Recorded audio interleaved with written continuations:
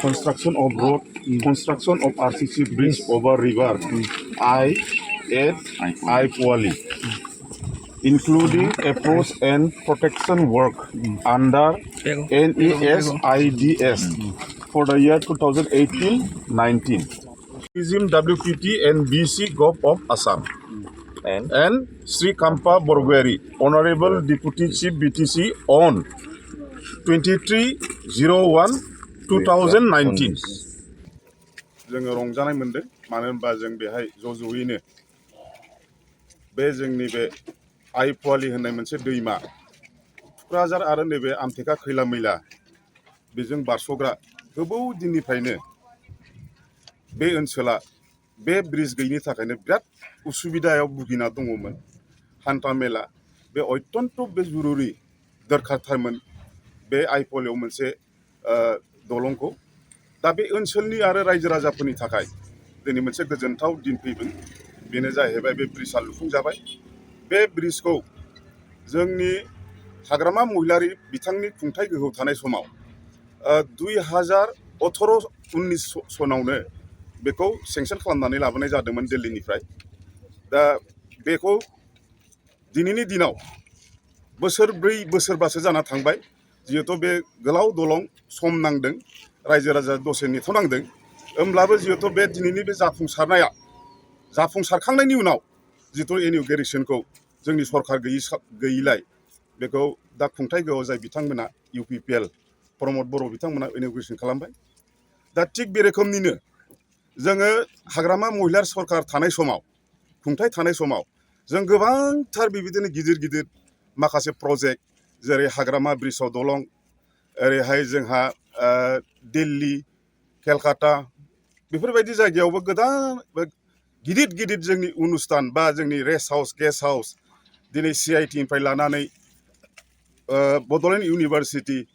ओमफ्राय जा medical college cancer hospital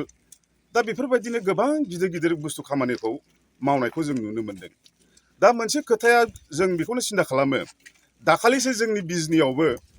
30 bedded हस्पिटालखौ 100 bedded जितिया मानो बेखौ आपग्रेडेसन खालामखांबाय बेबो हाग्रामा महिलारि समावनो जानाय नाथाय बिथांमोना दुखुनांथाव जि लामाजों मेन गेटमोन बिथांमोना बेहाय मेन जितु माने आवगायनिफ्राय प्रप'ज खालामजानाय लामा गेट बे हस्पिटालाव थांनाय बेहाय हाग्रामा महिलारि सारनि रोखा इन'ग्रेसन खालामनाय फाउन्डेसन स्टन खालामनाया दङमोन बिथांमोना बेखौ बे लामाखौ बन्द खालामनानै अयन लामाजोंसो लांनानै गावसिनि नेम प्लेट होनानै अपेनिं खालामनायखौ नुनाय जादों जों बिथांमोनखौ दुखु मोनदों जाहाथे बेफोरबायदि जायहा सैथोथायै मावदों बिथांमोननि नामखौनो रोखायै दोननांगौ रायजो राजाया बुजिनांगौ मानो बेखौ दोनथेलायनानै गावसिनि मुंखौ माने बेयाव थिसनलायनानै नाम लानाय जों बेफोरबायदिखौ जों दुखु मोनदों मावनायखौ मावनाय जों सैथोथाखौ जों देखायनांगौ असैथोखौ जोङो मालाबाबो माबा खालामनो नाङा दा बेफोरबायदि आरोखि दा थिग बे रोखोमनिनो जों जिथु नुदों दा दिनै 17 बोसोर हाग्रामा महिलारि बिथाङा जेबो मावाखै जेबो मावनो हायाखै खालि जाख्ल'नायनिल' सरखार जादोंना बिथांमोना जोंखौ अभियोग होबाय थायो दा जों बे जुदि जाख्ल'नायल' सरखार जानोबा जेबो मावाखैबा दिनै नोंथांमोननि मोखाङावनो मोगा मोगि एकदम उदाहरन हिसाबै नैबे आइ पुवालि दङ गोबांथार बिदिनो आसनिफोर दङ लामा दालां जि जायगायाव जोंनि BTC एकर्ड जाखांनायनि सिगांहाय मोनसेबो दलंनि मोनसे लामा दलं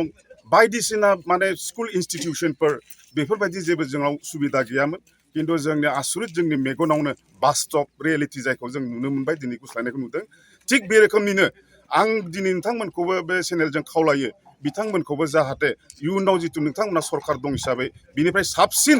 आरो बांसिन खामानि मावनानै जोंनि नैबे बड'लेण्ड हालामखौ जाहाथे जोंखौ